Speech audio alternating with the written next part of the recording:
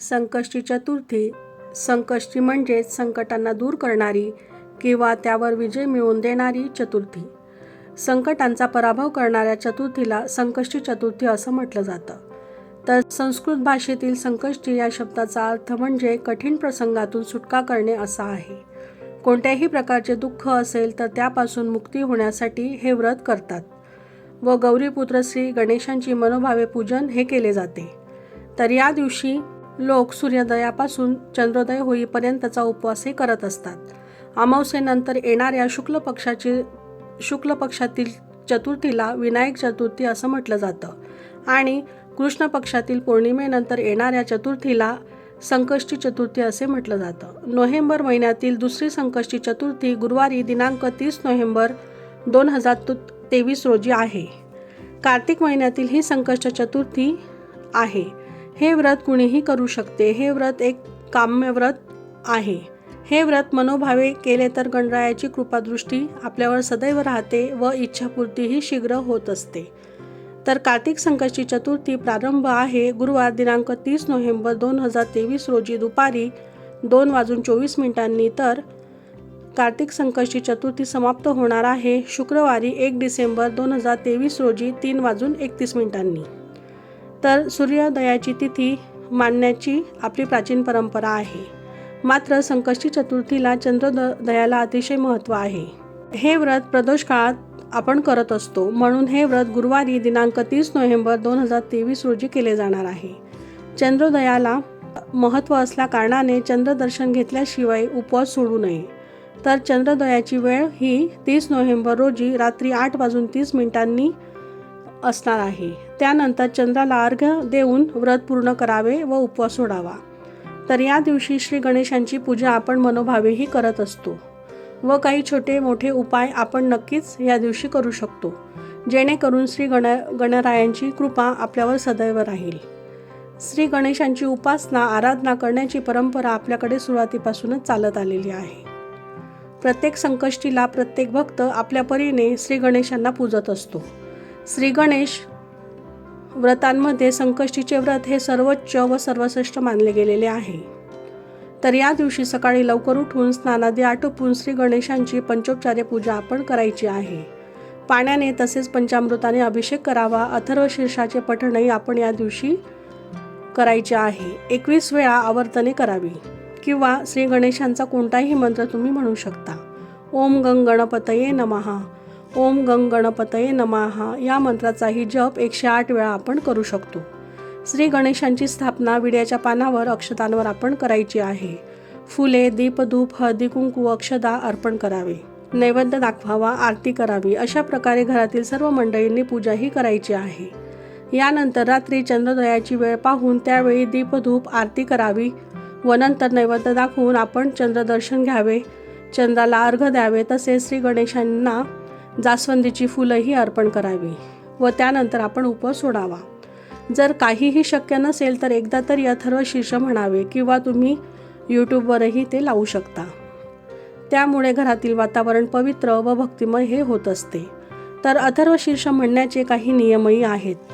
चुकून आपल्या हातून अनवधानाने एखाद वेळा चुका ह्या होत असतात, पण जर नियम आपल्याला माहिती असतील तर त्या चुका आपल्या हातून होत नाहीत. श्री गणेशांचे अथर्वशीर्ष हे अतिशय लाभदायक मानले गेलेले आहे. पण दररोज किंवा संकष्टी दिनी आपण प्रकर्षाने काही नियम पाळले तर ते नक्कीच आपल्याला फलदायी ठरते. संकष्टी चतुर्दशीच्या दिवशी श्री गणेशांचे मंत्र, स्तोत्र, जप आपण करत असतो.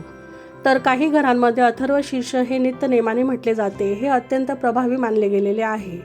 या दरम्यान आपण काही नियम जर पाळले तर अशी केलेली उपासना आराधना लवकरच आपल्याला फळ प्रदान करणारी ठरते. हजारो भाविक अथर्वशीर्षाचे पठण हे करत असतात. काही नियम आवर्जून आपण जर पाळले तर त्याचा नक्कीच फायदा आपल्याला हा होत असतो. थर्व म्हणजेच चंचल व अथर्व म्हणजे स्थिर. शीर्ष म्हणजे मस्तक. ज्याच्या पठणाने बुद्धीला स्थिरता येते असे उपनिषद म्हणजे अथर्वशीर्ष होय, असा याचा अर्थ लावला जातो. यात प्रथम श्री गणेशांच्या सहगुण ब्रह्माची उपासना सांगून शेवटी गणपती म्हणजे परब्रह्म होय असे म्हटले गेलेले आहे. तर संकष्टी चतुर्दशीच्या दिवशी बरेच लोक अथर्वशीर्षाचे पठण करत असतात. तर या पठणापूर्वी नेहमी स्नान करावे. पठण करताना धृतवस्त्राची घडी, मृगाजन, दाभडी किंवा दर्भाची चटई याचा आपण उपयोग करावा. अथर्वशीर्षाचे पठण करताना एकदाच बसावे. परत परत पायांची मांडी बदलू नये. हे प्रकर्षाने आपण टाळावे. दक्षिण दिशेखेरीज अन्य कोणत्याही दिशेकडे तोंड करून तुम्ही बसू शकता. अथर्वशीर्ष म्हणताना घरातील सर्व ज्येष्ठांचा आपण पाया पडून त्यांचा आशीर्वाद घ्यावा. अथर्वशीर्ष म्हणण्याआधी श्री गणेशांची विधिवत पूजा करावी. त्यांना दुर्वा, जास्वंदीची फुलं, शमीची पानं अर्पण करावी व पूजा करणे शक्य नसेल तर मनोभावे आपण त्यांचे ध्यान करावे. त्यानंतर अथर्वशीर्षाचे पठण हे सुरू करावे.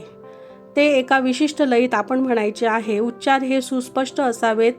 जेव्हा एकापेक्षा अधिक वेळेस ते म्हणायचे असेल तेव्हा वरदमूर्तये नमः इथपर्यंतच ते आपण म्हणायचे आहे. त्यानंतर फलश्रुती दिली ती शेवटच्या आवर्तनानंतर म्हणावी. तर आधी दिनात आलेला शांतिमंत्र प्रत्येक पठणापूर्वी न म्हणता सुरुवातीस एकदाच म्हणावा.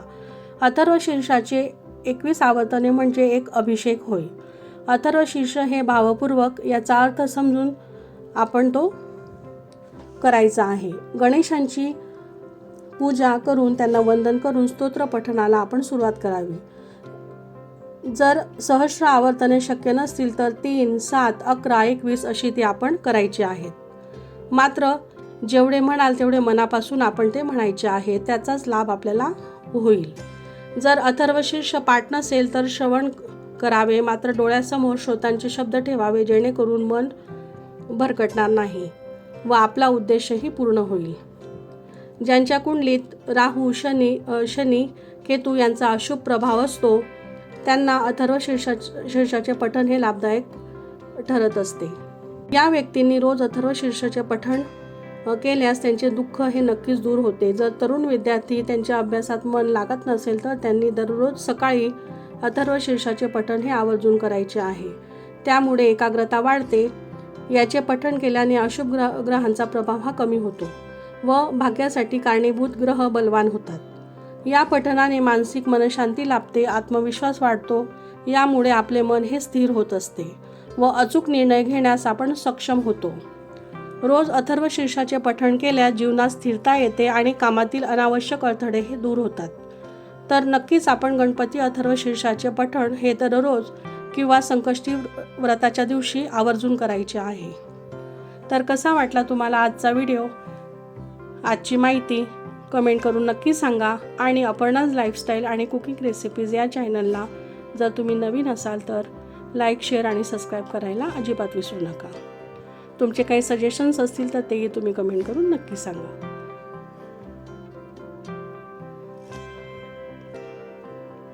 आणि तुम्ही जर अजून आपल्या चॅनलला सबस्क्राईब केलं नसेल तर सबस्क्राईब करा. श्री स्वामी समर्थ.